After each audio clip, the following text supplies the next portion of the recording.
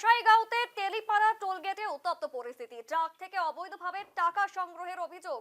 টোলগেটের কর্তৃপক্ষের বিরুদ্ধে টাকা না দেওয়ায় টোলগেটের গুন্ডা বাহিনী ট্রাক চালকদের মারপিট করে, গুরুতর আহত হয় বিহার এবং অসমের ট্রাক চালক। এরপরই টোলগেটের সামনে ট্রাক দাঁড় করিয়ে প্রতিবাদ করেন ক্ষুব্ধ ট্রাক চালকেরা। 27 নম্বর জাতীয় সড়ক অবরোধ করে টোলগেট লন্ডভন্ড করেন প্রতিবাদীরা। সেই সঙ্গে এসডিপিওকেও প্রহার চালায় ট্রাক চালকরা।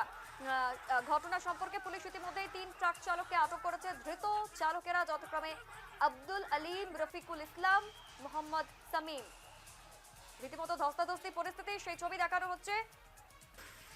টোলগেটে টাকা না দেওয়ায় ট্রাক চালকদের মারপিট টোলগেটের গুন্ডা বাহিনীর। ভেঙে ফেলা হয় টোলগেটের একাংশ, চেয়ার ছুঁড়ে মারা হয় পুলিশকে। রীতিমতো কিন্তু বেগ পেতে হয়, ঠিক কাজ তারা সামাল দিতে পারে না এবং পুলিশের সঙ্গেও কিন্তু একেবারে ধুন্ধুমার পরিস্থিতির সৃষ্টি হয়।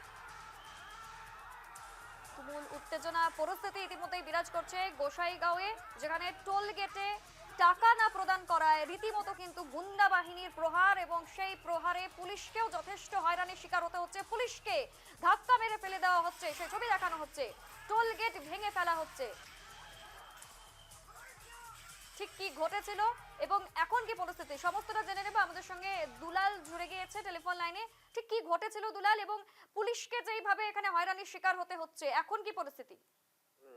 ঈশা, আজকে সকালে যে ঘটনা ঘটেছিল গোসাইগাঁওর তেলিপাড়া টোলগেটে কিন্তু ওখানে যেগুলি ট্রাক বহিরাজ্য থেকে আসা বা উত্তর পূর্বাঞ্চলের থেকে বহিরাজ্যে যাওয়া অতিরিক্ত ভাবে মাল আনা ট্রাকের কাছ থেকে কিন্তু ওখানে অবৈধভাবে ধর নেওয়ার একটা অভিযোগ ছিল। আর এটা নতুন কোনো অভিযোগ ছিল না, এটা দীর্ঘদিন থেকে চলে আসা একটা অভিযোগ। সেই অনুরূপে আজকে সকালেও ট্রাকের কাছ থেকে গেটের যেগুলা কর্মকর্তারা ছিল ওরা ধন দাবি করেন, তারপরে কিন্তু উত্তপ্ত পরিস্থিতির সৃষ্টি হয়। আর এই পরিস্থিতি এমনই খারাপ ছিল যে ট্রাক চালকরা ট্রাক রেখে রাস্তা বন্ধ করে দেন, প্রতিবাদ করেন। তারপরে একটা সময় পরিস্থিতি নিয়ন্ত্রণ করার জন্য আরো পুলিশ যথেষ্ট চেষ্টা করেন যদিও, কিন্তু পারেন নাই।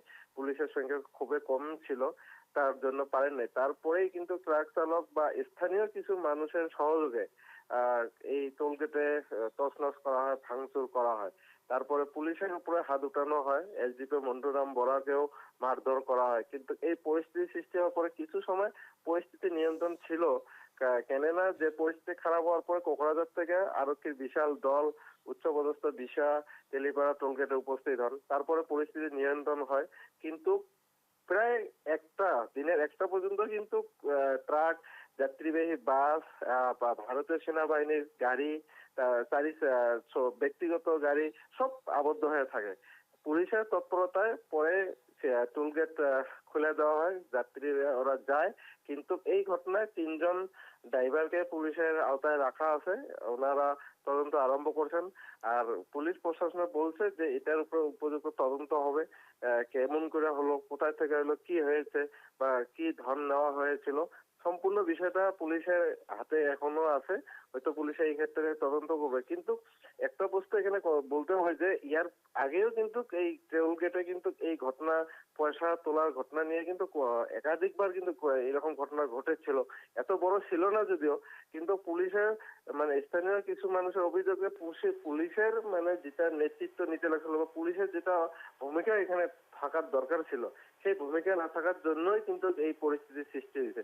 গতিকে এখন পরবর্তীতে হয়তো এই বস্তুটা, এই বিষয়টা এখন প্রশাসনের হাতে আছে বা সরকারি কর্তৃপক্ষের হাতে আছে। ওনারা তদন্ত করার পরে বোঝা যাবে যে আসলে এখানে কি হতেছে। ঈশা, একদমই ধন্যবাদ।